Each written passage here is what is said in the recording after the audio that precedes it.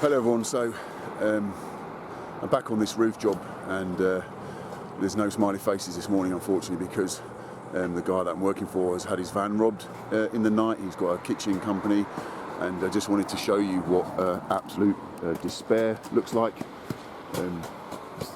Like he's absolutely gutted. He just keeps looking at the empty space where probably £5,000 or £6,000 of the tools used to be.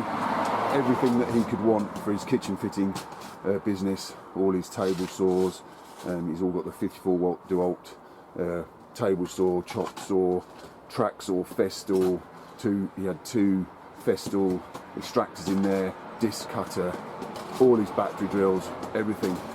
Someone thought they would come in the night and help themselves to all his gear 2 weeks before Christmas. It's hard to know how to describe how he must be feeling. It's certainly my worst nightmare, and anybody who's got tools who must come back to a van that's been cleaned out like this, I don't know how they sort of face the day really. So just thought I'd do a video. There's no smiling or happy faces today, I'm afraid. So I'm going to get my tools out obviously and start work, but this guy's got the rest of the day to think about where he's going to find all the money to replace all those tools while someone else is taking them all and is sitting on them all somewhere now in the back of their van or a shed or somewhere, going over their haul thinking what a great night's work they've done. So about as low as it gets, I'm afraid. Stealing the means for a man to earn his living, it's low, really low. So I just got in from today's work and it's not been particularly pleasurable, to be honest. I just thought I'd do a quick little update. Obviously, it wasn't what I wanted to see when I went in to see my buddy. He's a really good guy, actually. Always lots of fun, always got really good energy. And to see him looking at the sort of empty space where all his tools used to be and he looked sort of lost, as you can imagine, was tough. I really felt for him. It's obviously one of my biggest fears.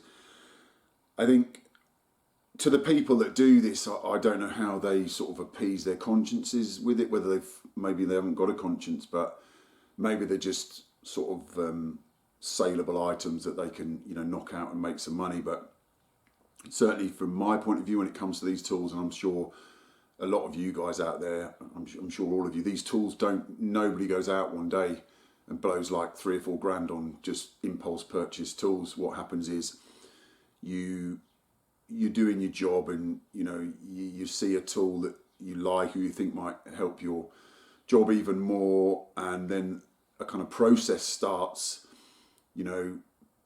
being blokes, I know what we're like, you do all your research and you find out which is the best one and which one's got the best features and which is the latest one, and it's all part of this process. And then you have a look in your bank account and see if you've got enough money, and you don't want to, you've got other bills that might prioritise it, and this could go on for months, it could go on for years sometimes, and eventually the day comes where, the penny drops and you say, I'm having it, and, you pay your dollar and you excitedly wait for these tools to come through the post and you get them, and, I'm sure this is no secret, I do it, and I'm sure lots of guys do it, and you get your new bit of kit, and it's a lovely moment when you get a nice new bit of kit, and especially if it's one that you've been wanting for a long time. So,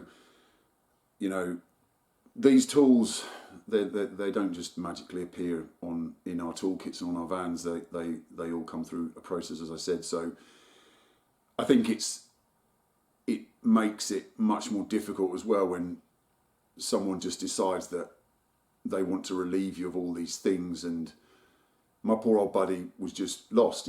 What could he do? He's just got an empty van. I think he was kind of hoping that it was a wind up, and if he went back in enough to speak to his wife, he'd come back out and we'd all go, here's all your tools. But unfortunately, it took him most of the morning to sort of actually comprehend what had happened. So then he spent the rest of the afternoon, looking at his finances and, trying to get a list together of some basic tools so he could carry on work. Obviously he lost today's work. So it's not, I take no pleasure in making this video. I'm not making this video for any reason other than to,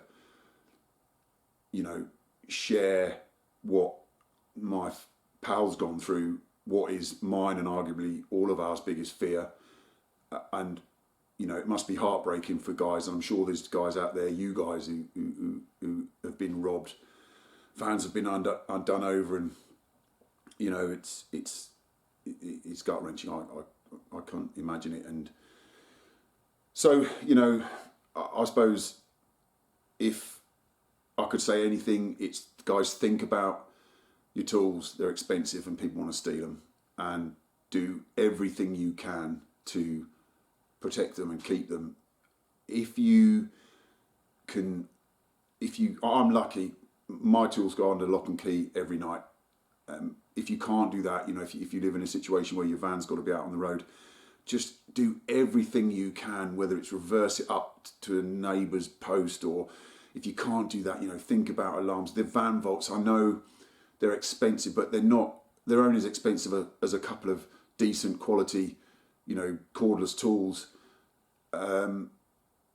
You know, just do everything you can to protect your tools. If you put deadlocks on the van, I know it's expensive, I get that, but it was, I've been robbed a couple of times, not out of a van, out of a lockup, and I got away with it, but it's still not nice. And to see my poor mate today is pretty heartbreaking, to be honest. And I've got some kit that I've offered him. You know, we've all got perhaps bits of kit that we duplicate bits of kit, and you know, he's okay, he's keeping his chin up. But I'll just say to you guys, sorry to repeat myself, and that just do everything you can to try and protect your tools, because without them we can't work, and we can't earn the money to support ourselves and our families. So this is just before Christmas as well, so they also went into his shed. So this pal, it's his house that we're working on. The guy had his van done, and they went round to his garden shed as well and cleaned that out, so all his garden machinery. Even stole his bike with his young child's bike seat on the back. So it's, these people have got no scruples and they've got no conscience, and what might take you years to build up in terms of your toolkit, they will relieve you of in moments and not even give you a second thought. So take care, everybody, be nice to each other, and I'll see you in the next video.